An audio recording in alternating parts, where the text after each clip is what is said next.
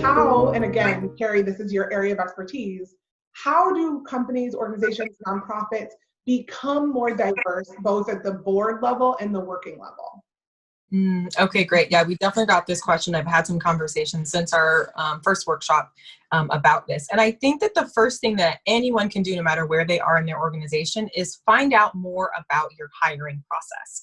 Because the hiring process is actually the culprit a lot of times in why your organization isn't diverse. Now, there's biases built into your hiring process. That's another part, but the hiring process is a system that you're using to find people. And so instead of thinking that, oh, I mean, yes, ultimately there's biases in interviews, but the process that they're using is the first place that you can look.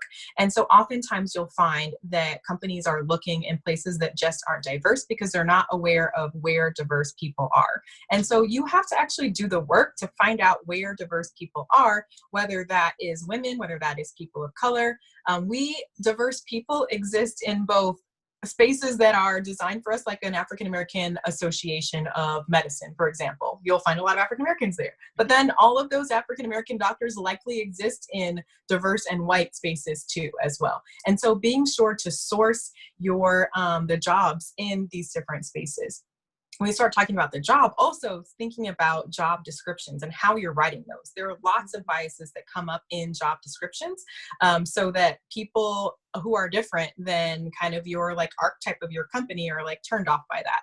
Whether it's because you're using bro language and women are like, no, or you're like, work hard, play hard, or alcohol, or ping pong tables. These are the stereotypes, but I'm sure we've also worked at those places and have read those job descriptions. And so coming up with nice neutral job descriptions. And in the process, we've also heard a lot about names and how different names will be perceived differently. And based on that, not given callbacks, have biases coming into the interviews.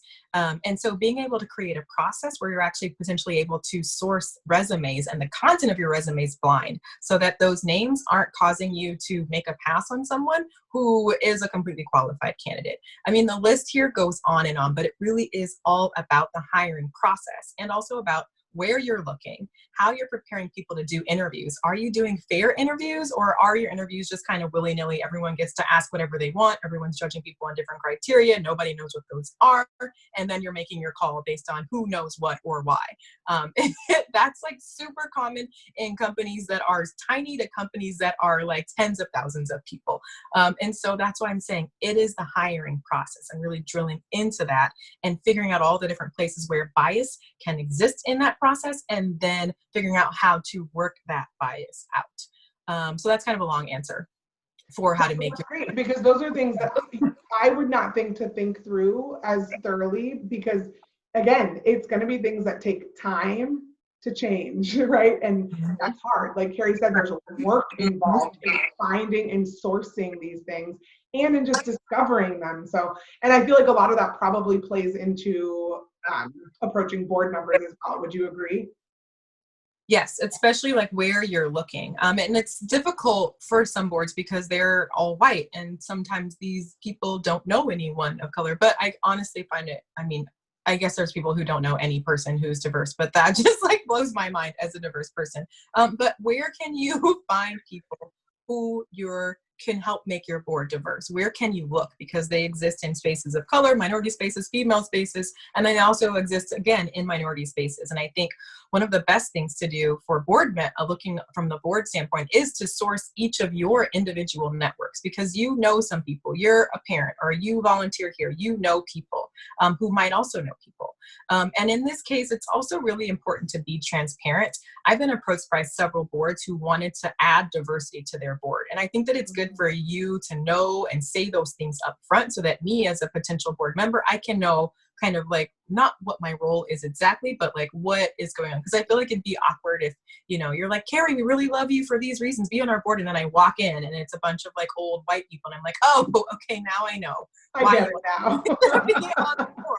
Versus like, one of the reasons why we want you is because bringing a diverse perspective, and it's important for us to get diverse people on the board for these reasons. So being upfront about that.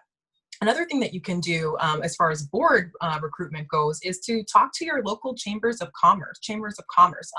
There's typically an Asian chamber of commerce, an African American one, a Latino one, and beyond. So you can go to those places, find those leaders, and brainstorm with them on other places that you can look, in addition to reaching out to their membership.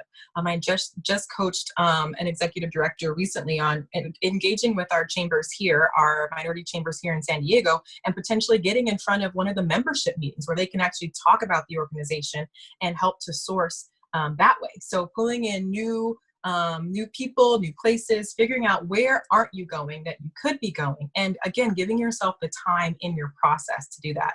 One of the things with hiring and with board recruitment, you're like, oh, we have to get this done right now. So then you start to look where you know, and you make a fast decision. And yes, the board seat is filled, the position is filled, but did you really do your due diligence in not only looking for diverse candidates so that you can reap the wealth of that, but also in giving this opportunity to different types of people, to making sure that you're opening and creating a wide breadth, a wide swath of individuals that could potentially fill this, so that you can then find the best candidate, not just from the people that you know who look like you, but from a rainbow of people with different experiences that can really enrich your board, enrich the company, etc. What do you think, Kyle?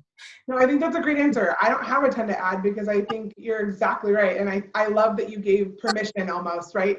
To ask people you know in your network, be okay asking, but to be really upfront, like use the word diverse, and remember that diversity doesn't always just mean skin color and ethnicity, right? It means gender, sexual orientation, it means age, all the things, right? So just putting that in your language up front, I think is a really great piece of advice. Stop being so afraid and hypersensitive that people are going to be nervous. Give yourself the permission to go like, hey, this is what we're looking for because we want to learn and be more open-minded.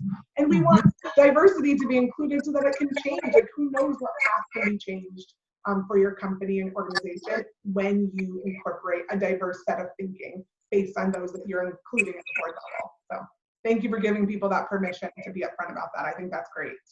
Great, awesome.